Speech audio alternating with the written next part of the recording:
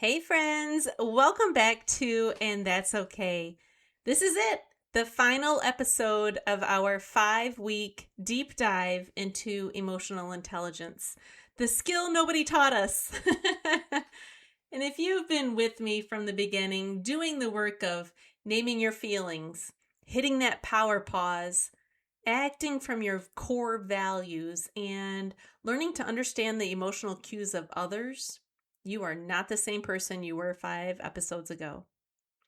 We've spent these weeks building a new kind of emotional literacy within ourselves.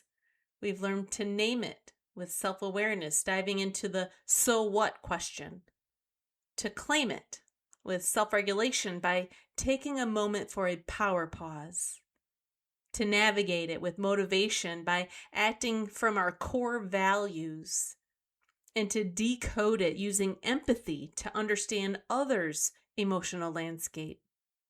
We've learned that our built-in emotional system sends us signals with information, but they are not commands. And we've learned to recognize those signals in others too. But here's the thing. Life isn't lived in isolation. We're constantly interacting, connecting, and sometimes clashing with others. And that's where social skills comes in. Today, we're going to talk about how to use all those tools, all those superpowers we've been developing to navigate the complex, messy, beautiful world of human interaction, and how to communicate effectively, build genuine connection, and lead with influence. We're finally learning how to navigate the road together, and that's okay. Welcome to And That's Okay, the podcast that empowers you to master your emotional world. I'm Lisa Renee Scott, your host and a passionate believer that every feeling is a signal and every signal holds power. In a world that often tells us to ignore or dismiss our emotions, I'm here to remind you that whatever you're feeling, it's for a reason, and that's okay. Before we dive in, a quick word about why I've been using these driving and dashboard metaphors throughout this series. It's because our emotional lives, much like driving, require constant awareness, quick adjustments, and a clear sense of direction. Your emotions are like the lights on your car's dashboard. They're giving you vital information about what's happening under the hood. And just like you wouldn't ignore a flashing check engine light, you shouldn't ignore your feelings either. They are signals, not commands. They are signals guiding you through the journey of life and connection. Question for you.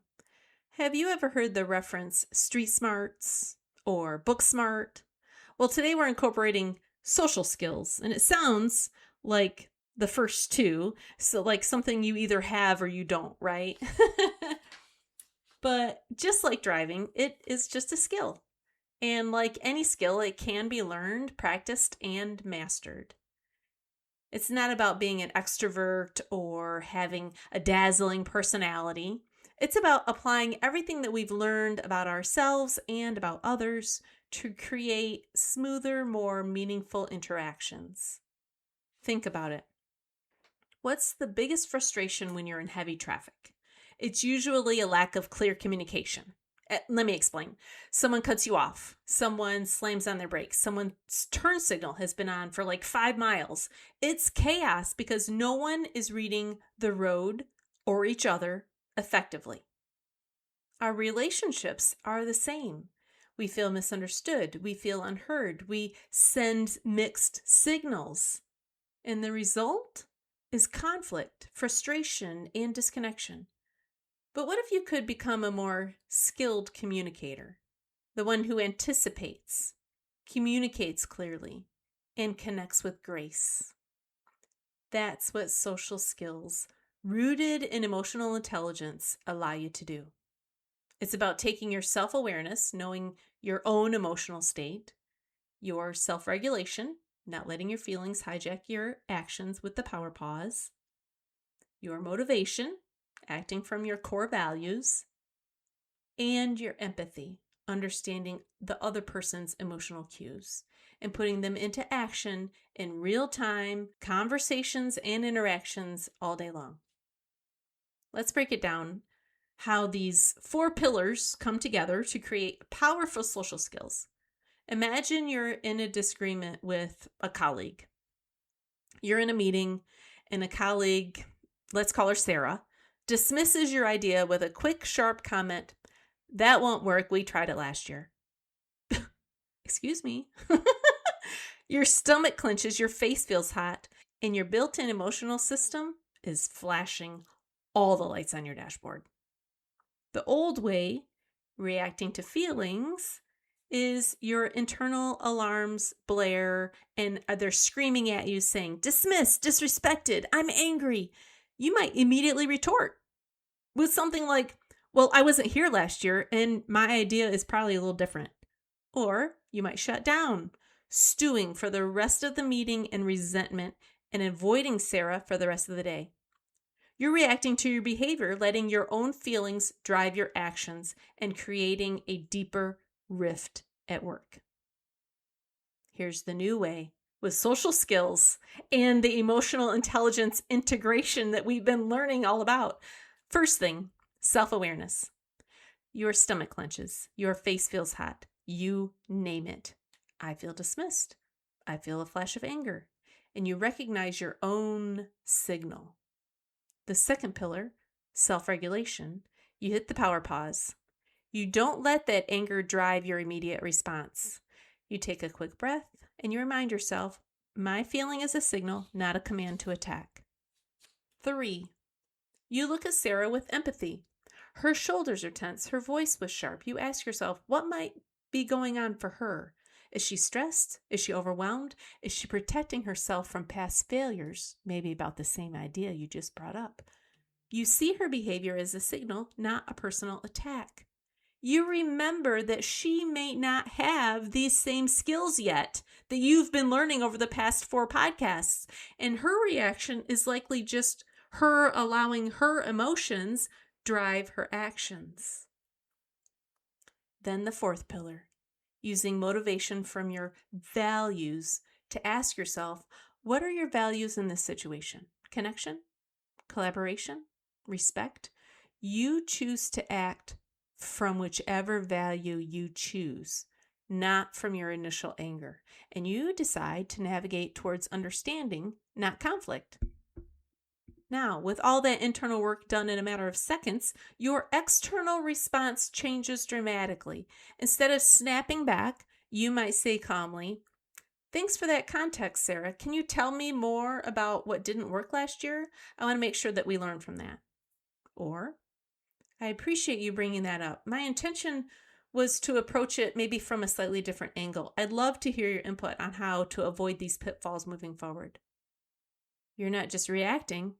You're engaging, you're understanding, you're not just talking, you're connecting. This is the magic of social skills built on emotional intelligence. It's not about being fake or suppressing your true self. It's about being strategic with your true self. It's about choosing your response, not just letting it happen. It's about understanding that every interaction is an opportunity to either build connection or create distance. That's so powerful. I'm going to say it again. It's about understanding that every interaction is an opportunity to either build connection or create distance. Here's how you can practice your social skills this week. 1, listen to understand, not just reply. This is a game changer. When someone is talking, truly listen. Don't formulate your response while they're still speaking. Listen for their emotional cues, not just their words. What's their deeper feeling behind their statement? This takes courage because sometimes what you hear might make you feel uncomfortable, but that's okay. Number 2, communicate your signals clearly. Just as you're learning to understand others, help others understand you. If you're feeling overwhelmed, say, "I'm feeling a bit overwhelmed right now and I need a moment to process." Don't expect them to guess. Clear signals prevent misunderstandings. This requires you to be a little bit vulnerable, but it also builds trust. Number 3, practice assertive communication that's value-driven, okay? This isn't about being aggressive. It's about expressing your needs and boundaries from your values. You could say something like, I value respect, so I need to ask that we speak to each other with kindness. Or, my value of collaboration means I want to find a solution that works for both of us. When you communicate from your values, it's harder for others to dismiss your needs, and it helps you feel authentic even when it's hard. Number 4, seek to connect, not just to convince. In any interaction, especially a difficult one, shift your goal. Instead of trying to win an argument or convince someone you're right, aim for connection. Aim for a mutual understanding. This is where empathy truly shines in social settings. It often means letting go of the need to be right, which can feel scary, but that's okay. This is the real work of building meaningful connections. It's messy, it's imperfect, but it's how we move from constant conflict to genuine understanding. Before I leave you with this week's challenge, I want to tell you something that I hope sticks with you long after this series is over. And also, I hope you come back and return and re-listen to every single part of this 5-part series over and over so that you can learn it and master it. There is a very good chance that sometime this week you'll forget every one of these steps. You'll get frustrated. Someone will push one of your buttons. You'll react before you think, and you might raise your voice, say something you wish you hadn't, and completely miss the opportunity to use these skills. And when, not if, because this is a new skill that you haven't practiced yet. When that happens, that doesn't mean you failed. It means you're still learning. Think about learning to drive. Nobody expects a brand new driver to be perfect the first time they pull out of the driveway. They stall the car, they brake too hard, they miss a turn, they forget to check a mirror. They make mistakes because they're trying to coordinate dozens of new skills all at once. Emotional intelligence works the same way. At first, you'll remember the steps after the conversation is over. Then you'll remember them halfway through. Eventually, you'll remember them just before you react. And over time, those few seconds become enough to change the rest of the conversation. Progress isn't measured by never becoming angry, hurt, or frustrated. Progress is measured by how quickly you notice your emotional signals, how quickly you pause, how quickly you return to your values, and when necessary, how willing are you to repair the relationship afterward. So if you blow it this week, don't throw away everything you've learned just because one difficult moment. Instead, ask yourself, what did I notice? Which step did I miss? What can I practice next time? Every difficult conversation becomes another opportunity to strengthen these skills. You're not aiming for perfection. You're building a new way of living and communicating, and that takes practice, and that's okay. This week, your challenge is to pick one social interaction, maybe a recurring one that feels like a point of friction, and apply the skills.